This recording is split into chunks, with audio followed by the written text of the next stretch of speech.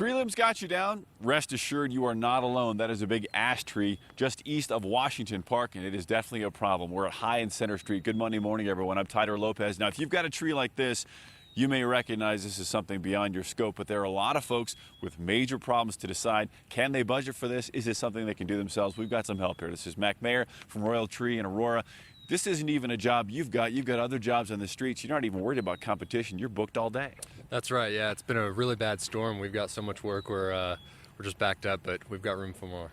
19 jobs scheduled today. What is a normal day for you? Normal day is 3 or 4 jobs of removals and trimming. All right, let's take a look at some of these branches behind you. If you had a branch like this, and this is all it was, and you had to decide, boy, do I need a contractor for that? What kind of advice would you give folks about that kind of a job? Yeah, a job of this size, you definitely need an arborist, somebody to come out who can cut up all these limbs safely and haul them away. Because you've got to get it down, according to Denver, to a bundle of about 4 inches, 4 feet long. It's got to be limited in scope. Right, yeah. Talk about this storm. This has been such a brutal storm. And you're saying that maple and ash fared especially poorly?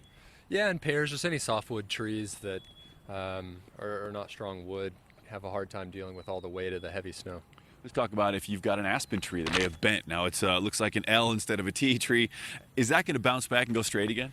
It could, but aspens generally don't do well down here at this altitude anyways. But, give it a few days to see if it bounces back, and if not, find other solutions. So maybe wait on the aspen tree. Right. Okay, let's talk about cost. When you look at this tree, you're saying you think this tree is dead, probably has to be removed and ground all the way down. That's going to cost a lot of money. Yeah, something like this would probably be $800 to $900 to remove what's on the ground. But as you mentioned, the tree is definitely dead because it's lost almost half of all of its foliage in this accident. So removing it would be how much total?